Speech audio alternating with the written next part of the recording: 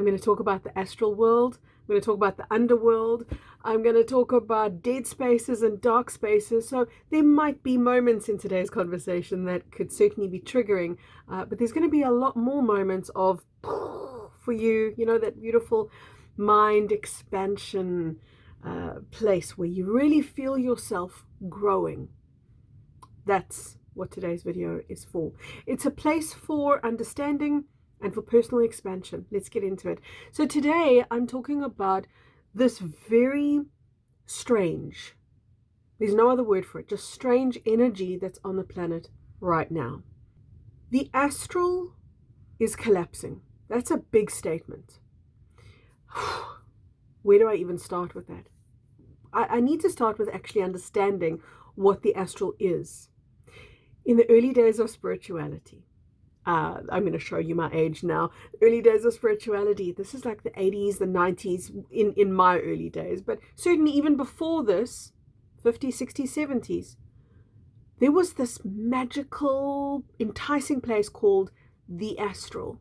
And people spent a lot of time and money doing courses to teach them how to astral travel, how to interact in the astral realm. Why was this? Why did we all hang out in the astral? Well, because the astral was so available. It's a place between physicality of Earth and that cosmic heavenly place. It took the place that 4D is supposed to occupy. The astral was a man-made construct. It was the result of many, many timeline wars and many, many timeline interventions, which created a spillover of displaced entities, and they landed up in the astral realm.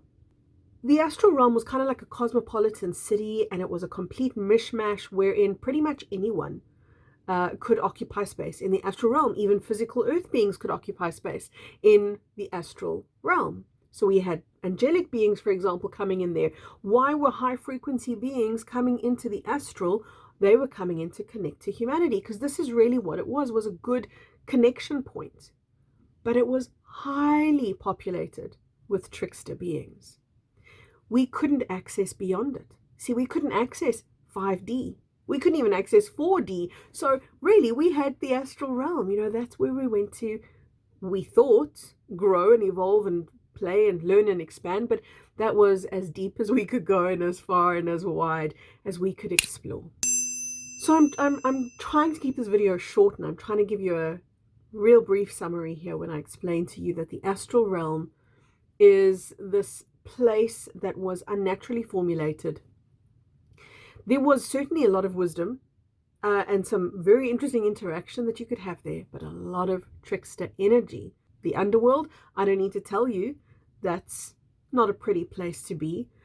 Both of these places, what they have in common is the energy of stagnancy and decay, the energy of untruth.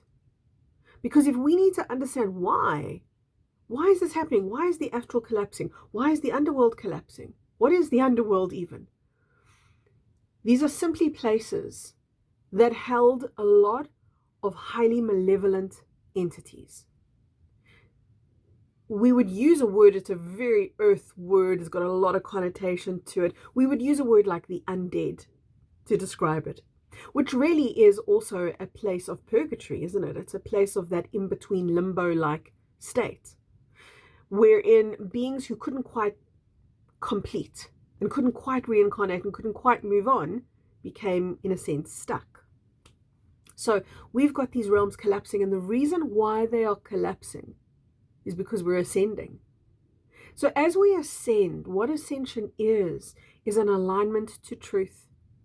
And as the alignment to truth comes closer and closer to our focus, closer and closer to our embodiment, so that which is untruth, that which is the lie, begins to collapse. That which cannot be maintained and sustained in a high frequency environment begins to collapse in on itself. But as this happens, we have a displacement of entities that were sitting in these under places. 4D, totally accessible. Not only is it totally accessible, we're in 4D now. 5D, totally accessible. Beyond 5D, totally accessible. So we don't need to think of these places as our only contact zone, our only connection points, because they're absolutely not those.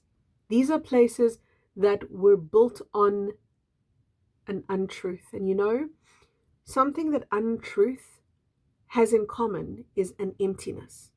So if you've ever wondered, why do I feel empty? I want you to know right now what that emptiness is, because have you felt that? I'm sure you have. It's a very human thing. We can just suddenly wake up one day and go, oh my gosh, I'm empty. That emptiness is not really a bad thing. That emptiness is you recognizing there's a lie within me. There is something that is not truth.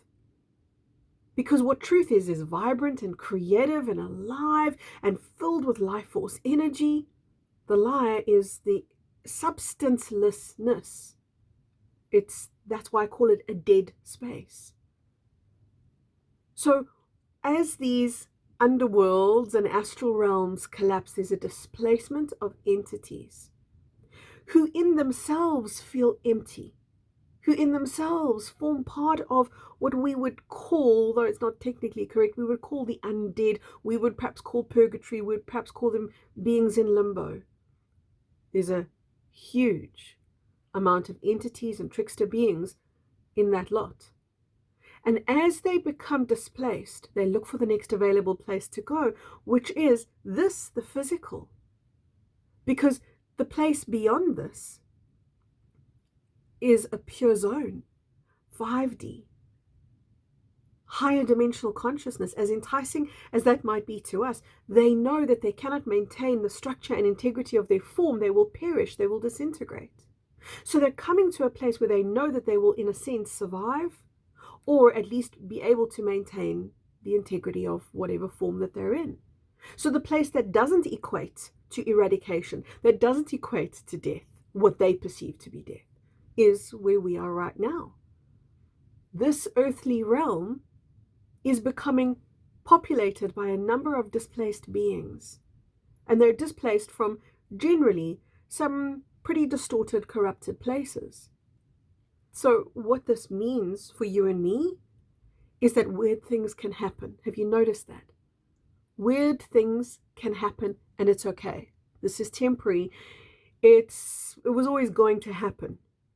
But it's happening pretty strongly right now, where people are interacting with what they would say is not natural, otherworldly, not okay, giving them the heebie-jeebies, creepy stuff going on. But this makes sense, right? It makes sense because we've got all of this displaced energy that is now coming into our, what feels like, our home, our zone, our place. That's because we are in the process of ascending, and as we ascend, we move into a higher frequency form and a higher frequency space. We call that higher frequency space True Earth and New Earth. But as we do this, as we elevate and raise consciousness, we create a space behind us, or beneath us, you could say, that these beings want to occupy. This is important. That space will also collapse. And that's one of the reasons why I've often said nature will have the final say. And nature is the form of Great Spirit or God, consciousness, in manifest form. That's what nature is. And nature is aligned to that which is pure consciousness. That alignment is what is purifying and cleansing our reality right now. And as that cleansing happens, as the clearing out occurs, there will be moments where we might feel that we're interacting with a dead energy, an empty energy. What is that? That's all of the displaced untruths. That's all of the displaced darkness coming to the surface. And it's okay. It's not bigger than you. It's not going to eat you up. It's not going to corrupt you. Why? Because you are uncorruptible. Because you're light. True light cannot be corrupted. It can be set into a wobble, an imbalance. Yeah.